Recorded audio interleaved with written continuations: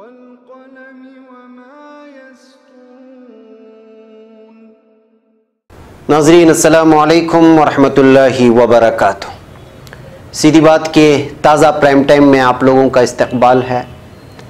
नाज़रीन, मैं अंसार अज़ीज़ नदवी आज आप लोगों के सामने दो अहम तरीन मौजू पर गुफ्तशुनीद करूँगा, लेकिन हकीकत में दो अलग मौज़ूआत हैं, लेकिन इस पर तबसरा एक ही होगा, इसलिए कि दोनों एक दूसरे से मिली जुली हुई ख़बरें हैं।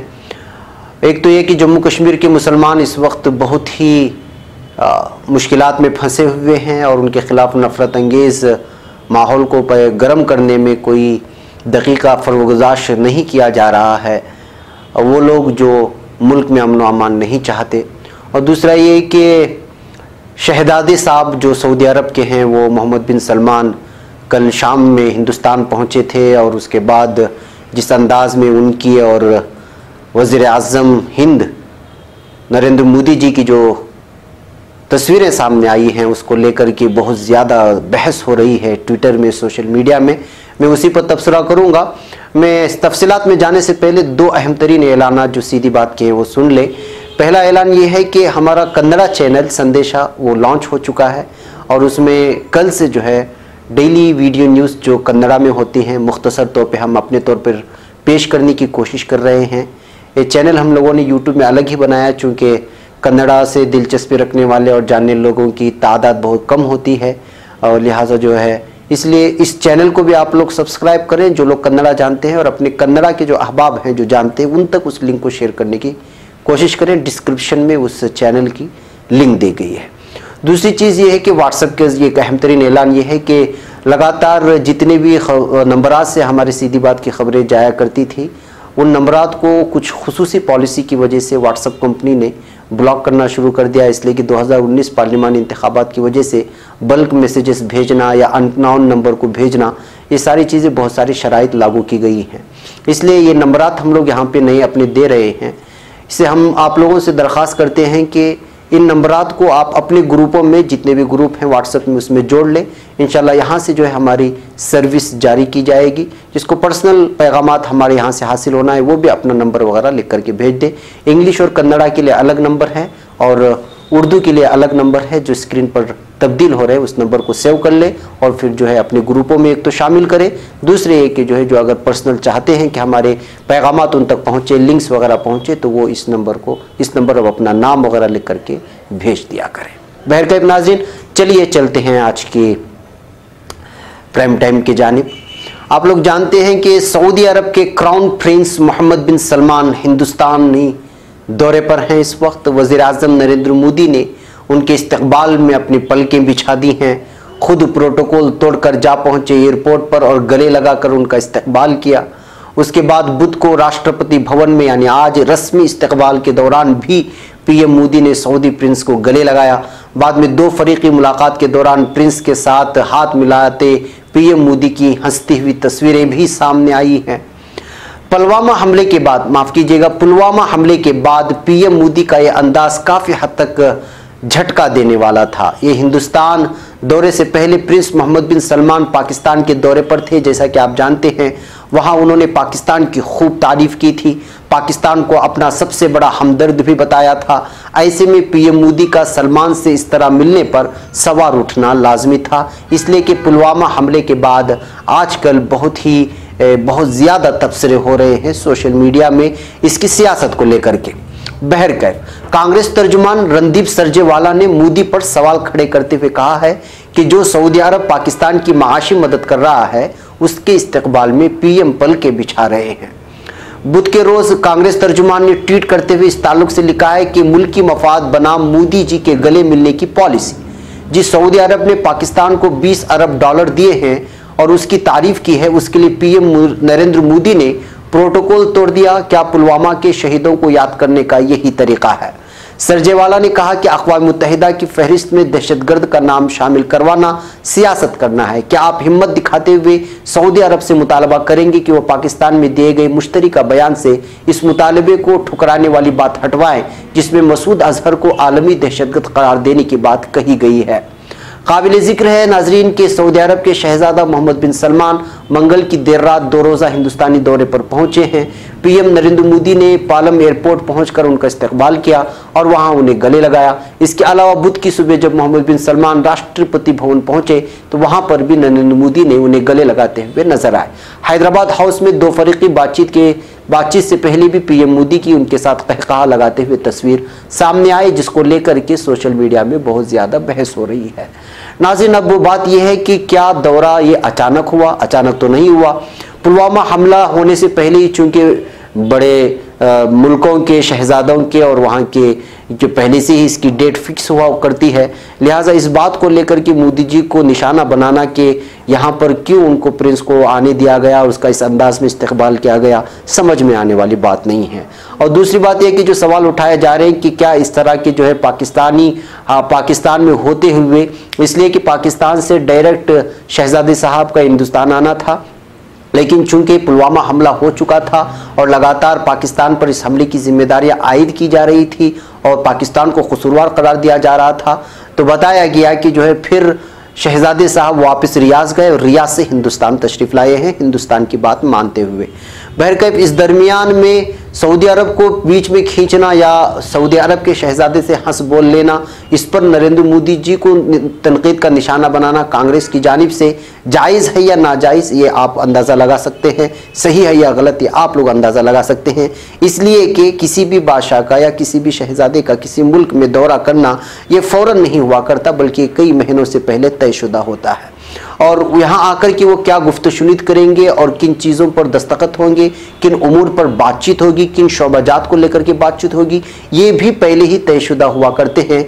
लिहाजा ये अगर अचानक दौरा होता तो इस पर तनकीद की जा सकती थी, लेकिन चूंकि ये तयशुदा होते हैं कई महीनों पहले से, लिहाजा इस बात को लेकर के तनकीद बनाना कि जो है अचानक उन पर कोई मुतालबा किया जाए, ये समझ से बाहर है। लेकिन लगता है कि पुलवामा हमले को लेकर के कांग्रेस भी सियासत कर रही है, बीजेपी तो वैसे भी सियासत कर रही है, वो दूसरे दिन से ही वो सियासत करने लगी थी। अब चूंकि पाकिस्तान को कुछ इमदाद दी गई है प्रिंस की जानिब से, और ये हमेशा से सऊदी अरब की जानिब से हमेशा से जो है पाकिस्तान को बहुत ज़्यादा इमदाद दी जाती रही है।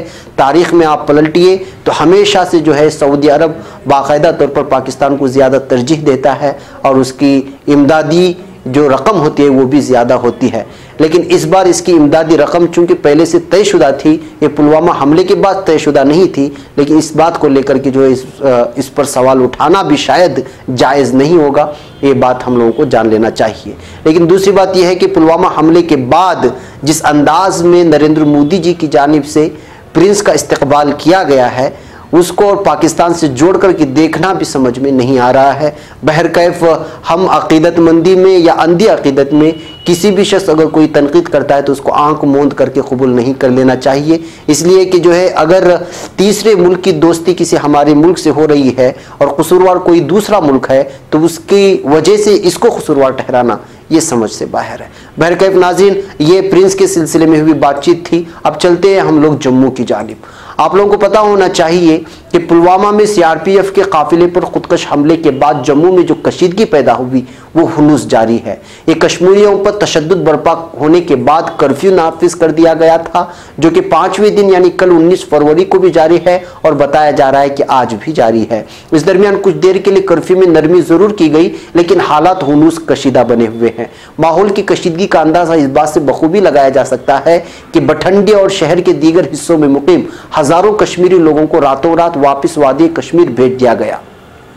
पुलिस सिक्योरिटी के दरमियान सैकड़ों गाड़ियां बठंडी से रवाना किए गए ताकि उन्हें किसी भी तरह के हमलों से महफूज किया जा सके।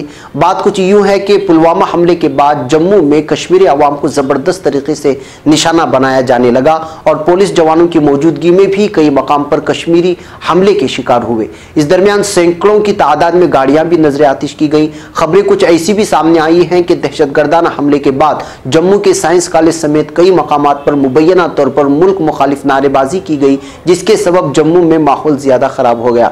लोगों ने जुलूस निकालकर मकामी कश्मीरी लोगों की गाड़ियां और दुकानें खाकिस्तर कर दी। हालात ऐसे बन गए कि पुलिस इंतजामिया को मजबूरन कर्फ्यू नाफिज करना पड़ा। कर्फ्यू के दौरान भी कई मकामात पर कश्मीरियों पर हमले की खबरें मीडिया जराए से सामने आती रही हैं। नाज़रीन, काबिल जिक्र बात यह है कि कश्मीर में माहौल बिगड़ने के बाद 5 दिन से इंटरनेट बंद है और सुबह शाम के वक्त ही कर्फ्यू में नरमी दी जाती है ताकि ज़रूरत की चीज़ें लोग बाजार से खरीद सकें। कहा जा रहा है कि फ़ौज पर हमले के बाद जम्मू के लोगों में नाराज़गी है, इसलिए माहौल न बिगड़े इसलिए इंतज़ामिया किसी तरह की कोताही नहीं करनी चाहती। यहाँ काबिल गौर बात यह है कि ठंड के वक्त में कश्मीर के ज़्यादातर लोग जम्मू आकर रहते हैं क्योंकि कश्मीर में बर्फबारी के सबब स्कूल और कॉलेज की छुट्टियां रहती हैं। ऐसे वक्त में जम्मू बाशिंदे के जरिए कश्मीरियों पर हमले ने उन्हें मुश्किल में डाल दिया है और खौफ और दहशत के माहौल में उन्हें वादी की तरफ वापस रुख करना पड़ा है। ऐसे कश्मीरी भी अपनी जान बचाने के मकसद से जम्मू से रातों रात निकल गए जो ज़माने से जम्मू में मुकीम हैं और उनकी रोजी रोटी का सामान भी यही मैसर है।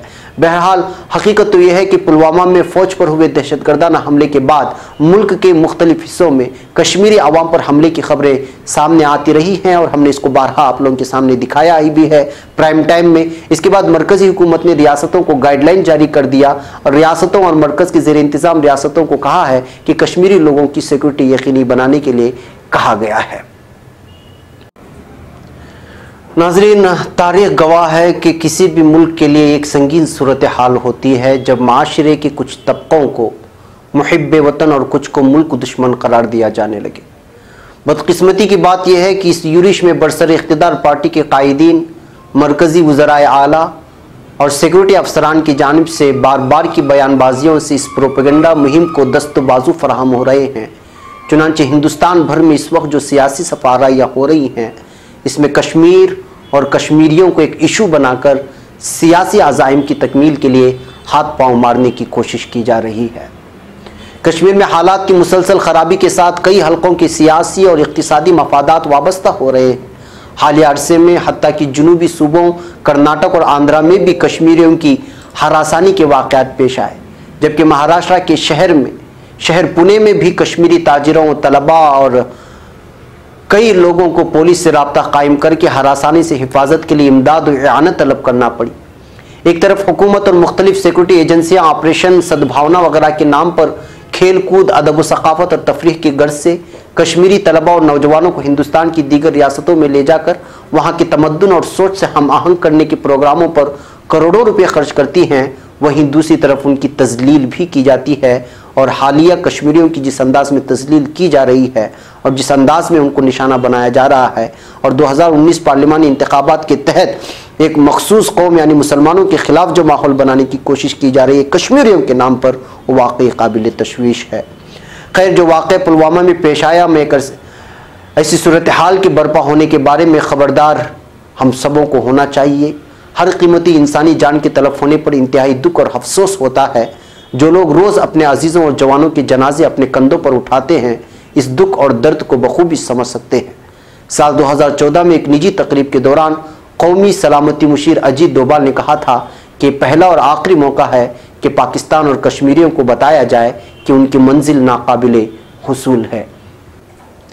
इस तरह के फ़िक्र व ख़यालात पेश करते हुए इफ्तिखार गिलानी साहब ने अपने एक तहरीर में लिखा है कि मसले कश्मीर को हल करने के लिए संजीदा होना पड़ेगा। इसके लिए जमहूरियत, रहमदिली और मुफाहमत पर मबनी एक माहौल तैयार करना होगा। इलाके यानी रियल इस्टेट के बजाय आवाम के बारे में सोचना होगा। कश्मीर में एक एक दिल ज़ख्मी है और ये ज़ख्म मुंदमिल होने का नाम ही नहीं ले रहे हैं। जब तक हिंदुस्तान और पाकिस्तान दुश्मनी की राह तर्क करके खित्ते में पायदार अमन व खुशहाली का माहौल पैदा करने के लिए इक़दामात नहीं करेंगे, तब तक पुलवामा जैसे वाक़यात को रोकना मुमकिन नहीं है। नाज़रीन, यही आज का हमारा तबसरा है। जम्मू कश्मीर में मुसलमानों के हालात के सामने ये चीज़ें, यानी कि साफ साफ बात यह है कि कश्मीर का मसला ताकत के ज़रिए से कभी हल हो ही नहीं सकता। इसके लिए सिर्फ एक ही रास्ता खुला हुआ है, वो बातचीत। वो कश्मीरियों को भी जिस तरह कश्मीर की ज़मीन को हम लोग अहमियत देते हैं, इसी तरह कश्मीरियों के एहसासात और जज्बात को सामने रखते हुए दोनों ममालिक को एक टेबल पर बैठकर इस पर गुफ्तगू करनी होगी। लेकिन हमारे आने वाली नस्लें अगर इस तरह नहीं हुआ तो हमें कभी माफ़ नहीं करेंगी, ना हिंदुस्तानी हुकूमतों को, ना उन हुकूमतों को जो हुकूमतें दावा करती हैं कि यहाँ पर अमन नहीं है। जी हाँ नाजरीन, यही आज के हमारे प्राइम टाइम का पैगाम है और हम उम्मीद लगाते हैं कि हमारा पैगाम आप तक पहुँच चुका होगा। इसी उम्मीद के साथ हम आपसे रुखसती चाहते हैं और इब्तिदा में जो ऐलान किया गया है उसको ज़रूर आप देखें और व्हाट्सएप का जो ऐलान किया गया है उसको भी परखें और जिन लोगों ने हमारे चैनल को सब्सक्राइब नहीं किया है वो ज़रूर सब्सक्राइब करें। हमें यहाँ पर इजाज़त दें। अस्सलामु अलैकुम वरहमतुल्लाहि वबरकातुहू।